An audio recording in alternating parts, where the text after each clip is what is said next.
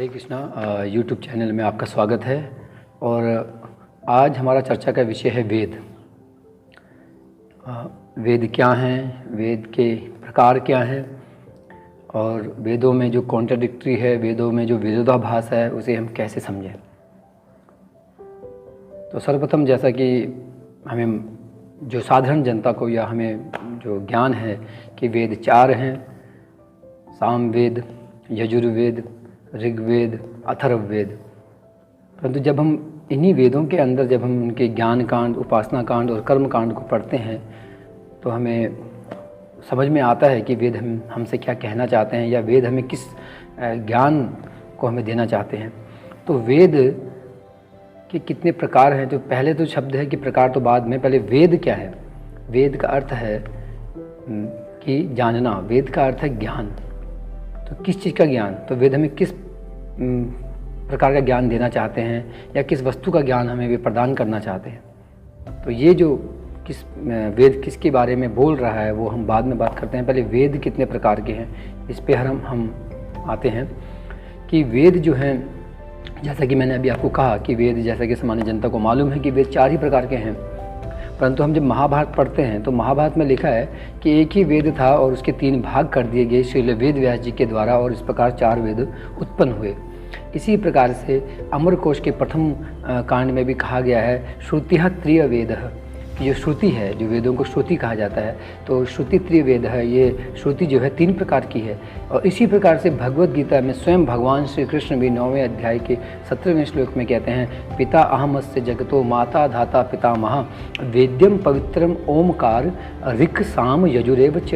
तो भगवान भी वहाँ पर तीन ही वेदों का नाम देते हैं, ऋग्वेद, सामवेद, यजुर्वेद, और कहते हैं कि तीनों मैं ही हूँ। और पवित्रम ओमकार, और वेदों में जो पवित्र ओम है वो शब्द भी मैं ही हूँ। तो इसी प्रकार से 9वें अध्याय के 20वें श्लोक में भी भगवान कहते हैं त्रय विद्या माम। तो ये तीन जो वेद हैं वो इस प्रकार से बताए हैं। और अगला जो श्लोक है 9वें अध्याय का 21वां श्लोक भगवद गीता का, उसमें भी भगवान कह रहे हैं एवं त्रयी धर्मम अनुप्रपन्नः गत अगतम काम कामः लभन्ते। तो ये भगवान बता रहे हैं कि त्रिवेदः, कि तीन ही वेद हैं। और हम तो सुन रहे थे कि वेद चार हैं, और ये भी सुना कि वेद पहले एक था, और अब हमें मालूम पड़ रहा है कि वेद तीन हैं। और अब देखिए जो ये कॉन्ट्राडिक्टरी है, जो ये विरोधाभास हमें दिख रहा है कि अब ये क्या कह रहे हैं। आगे हमारे जो उपनिषद हैं ये क्या बोल रहे हैं। उपनिषदों में बताया गया है कि भाई वेद चार हैं, चत्वारः वेदः संगः, जैसा कि मुंडक उपनिषद, श्वेता उपनिषद, उनमें बता रहे हैं कि वेद चार हैं। और सामान्य जनता भी इसी को मानती है। सामान्य जो मनीषी गण हैं, जो विद्वान गण हैं, वो भी इसी को जानते हैं कि वेद चार हैं। परंतु अभी पंचम वेद क्या है, तो उस पर श्वेता उपनिषद का तो 7.1.2 में कह रहे हैं कि इतिहास पुराणम पंचम वेदानाम वेद। और यही चीज़ श्वेता उपनिषद का 7.1.2 जो कि मैंने बताया आपको, और यही चीज़ श्रीमद् भागवत महापुराण के भी प्रथम स्कंद के चौथे अध्याय के 19 और 20 नंबर श्लोक में कह रहे हैं इतिहास पुराणम पंचम वेद्यम उच्यते वेदानाम उच्यते। तो इतिहास पुराणों को पंचम वेद कहा जाता है। तो देख लीजिए, अब ये कह रहे हैं कि इतिहास और पुराणों को मिलाकर भी क्या है, वेद क्या हैं, 5 हैं। और आगे श्वेता उपनिषद में भी जैसा बताया कि वेद 5 हैं, जैसा कि मैं बता चुका हूँ 7.1.2, जो कि इतिहास पुराणम पंचम वेदानाम वेद्य। और उसी प्रकार से तैत्तिरीय उपनिषद में क्या कहा जा रहा है। देखिए अब तैत्तिरीय उपनिषद का 3.10.133 नंबर, उसमें कहा जा रहा है अनंता वै वेदः, कि वेद अनंत हैं। क्यों? क्योंकि भगवान अनंत है, हरि अनंत है, हरि कथा अनंत है। We are limited but God is not limited. तो हरि जो है वो क्या है, अनलिमिटेड है। तो भगवान अनंत हैं, तो उनका ज्ञान भी क्या है, अनंत है। तो इसलिए कहा जा रहा है अनंत वही वेद है। तो भगवान को जानने का जो ज्ञान है वो अनंत है। तो इसी प्रकार से जैसा कि हमने समझा कि एक से 4 और कभी 3, तो इस प्रकार से अनंत वही वेदा कह दिया है तैत्तिरीय उपनिषद का 3.10.133 में। तो अब इन वेदों को समझे कैसे। तो इसीलिए श्रीमद् भागवत, तो इसीलिए जो महाभारत है उसमें कहा जा रहा है कि ये जो इतिहास पुराणम, इतिहास मतलब रामायण महाभारत, ये हमारे पंचम वेद है। तो इसलिए हमें अब इनको भी पंचम वेद मानना पड़ेगा।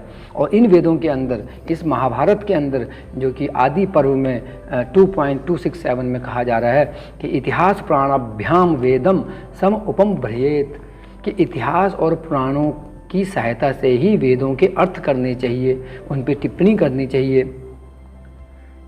किसके द्वारा? तभी हमें वेद समझ में आएंगे। वेदों को समझ, केवल वेदों को पढ़ के वेदों को नहीं समझा जा सकता है। इसीलिए कहा, महाभारत में कहा, आदि पर्व में कहा जा रहा है कि 2.267 में कि इतिहास पुराणाभ्याम वेदम सम उपम भ्रयेत, कि इतिहास और पुराणों की सहायता से ही वेदों को समझना चाहिए। नहीं तो उसी आदि पर्व में 2.268 में कह रहे हैं कि विभेद्य अल्प श्रुताद वेदो माम यम प्रहरिष्यति। क्या कह रहे हैं? प्रहारिष्यति। वेद कह रहे हैं कि जो व्यक्ति इतिहास और पुराणों को साथ में लेके नहीं चलता, तो वेद ऐसे व्यक्ति से डरता है कि ऐसा व्यक्ति मुझ पर प्रहार कर रहा है। तो इसीलिए केवल वेदों को पढ़कर ही वेदों का सार समझ में नहीं आ सकता। इसीलिए यहाँ पर लिखा है कि विभेद्य अल्प श्रुताद वेदो मामयम प्रहरिष्यति। तो इसीलिए जो पंचम वेद की सहायता के बिना जो हमें 4 वेद हैं, ऋग्वेद, सामवेद, यजुर्वेद, अथर्ववेद, ये हमें समझ में आने वाले नहीं हैं। तो इसीलिए वेदों को समझने के लिए हमें पंचम वेद जो कि इतिहास हैं, रामायण है, महाभारत है, इनका हमें सहारा लेना ही होगा। और ये जो वेद हैं ये क्या हैं? निश्वास हैं, भगवान के निश्वास, जो हमारी सांसें हैं, जो कि स्वाभाविक ही चलती हैं, जिनके लिए कोई कर्म, कोई प्रयत्न नहीं करना पड़ता। उसी प्रकार से जब सृष्टि का प्रारंभ होता है तो ये जो वेद हैं ये प्रकट हो जाते हैं। और ये जो वेद हैं ये कहाँ प्रकट होते हैं? तो सबसे पहले यो वेति, तो सबसे पहले ये कहाँ प्रकट होते हैं ये वेद? तो ये जो वेद हैं सर्वप्रथम किसको मिलते हैं? तो श्रीमद् भागवतम महापुराण के प्रथम स्कंद के प्रथम अध्याय के प्रथम श्लोक में कह रहे हैं कि जन्मादस्य हेतु अनव्याद इति रतश्चर्थेषु अभिज्ञ सौराट तेन ब्रह्मा हृदय आदि कवय मुह्यंति यस्सूर्य। तो तेन ब्रह्मा आदि कवय, जो कि आदि कव्य है। आदि कवि कौन है? आदि कवि कौन है? आदि कवि ब्रह्मा जी हैं, जो कि जीवन के, जो कि सृष्टि के सृष्टा हैं। उनको तेन ब्रह्मा हृदय आदि कवि, उनके हृदय में भगवान ने ज्ञान दिया, इन वेदों को प्रकट किया। तो वो वेदों को प्रकट किया, उसके बाद भी उनको ज्ञान कब हुआ? जब उनको त और प तपा करने के लिए कहा गया, उसके बाद ही उनको वेद समझ में आए। तो वही वेदों को ब्रह्मा जी के द्वारा फिर आगे किसके पास दिया गया? वेद व्यास जी के द्वारा। तो वेद व्यास जी ही इन वेदों के, इन उपनिषदों के, इन पुराणों के रचयिता हैं। तो इसलिए वेद व्यास जी को हमें मानना ही होगा। और जो व्यक्ति वेद व्यास जी के दायरे से बाहर हैं, वे व्यक्ति सनातन धर्मी नहीं हैं। तो सनातन धर्म को मानने वाले वही व्यक्ति हम यहाँ पर कहेंगे, जो व्यक्ति एक परंपरा से चले आ रहे हैं, चाहे वो शंकराचार्य मत हो, रामानुजाचार्य मत हो, यमुनाचार्य मत हो, माधवाचार्य मत हो, निम्बार्क स्वामी हो, कोई भी हो, मगर ये सभी के सभी वेद को मान के चलते हैं, वेद व्यास जी की परंपरा को मानते हुए चलते हैं। इसलिए इन्हीं को सनातन धर्मी हम कह सकते हैं। और अन्यथा जितने भी इस कलयुग में मतांतर चल रहे हैं, उनको हम सनातन धर्मी नहीं कह सकते हैं। और हाँ, अगर कोई व्यक्ति तुलसीदास जी को, मीराबाई को, सूरदास को, इन भक्तों को अगर कोई इनके पदचिन्हों पे कोई अगर चलता है, तो वह व्यक्ति भी सनातन धर्मी है।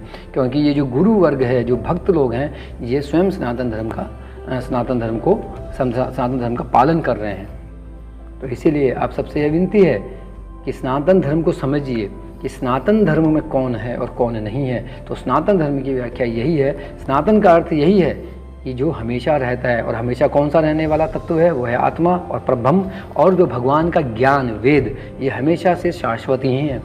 तो इसलिए इन शाश्वत ज्ञान के परंपरा के माध्यम से जो समझ रहे हैं, वेद व्यास जी के माध्यम से जो इन ज्ञान को समझ रहे हैं, वही सनातन धर्म में माने जाएंगे। अतः नहीं तो तुलसीदास के द्वारा जो कि उन्होंने लिखा है कि लुप्त भय सदग्रंथ भय नाना पंथ, कि कलयुग में जो सदग्रंथ हैं, वेद हैं, पुराण हैं, ये लुप्त हो जाएंगे और भय नाना पंथ और नए नए पंथ प्रकट हो जाएंगे। इसलिए नए नए पंथ को सनातन धर्मी नहीं कहा जा सकता है, परंतु जो व्यक्ति वेद व्यास जी के पदचिन्हों का, उनके परंपरा में जो जुड़े हुए लोग हैं, उन्हीं को केवल सनातन धर्मी कहा जा सकता है। हरे कृष्णा।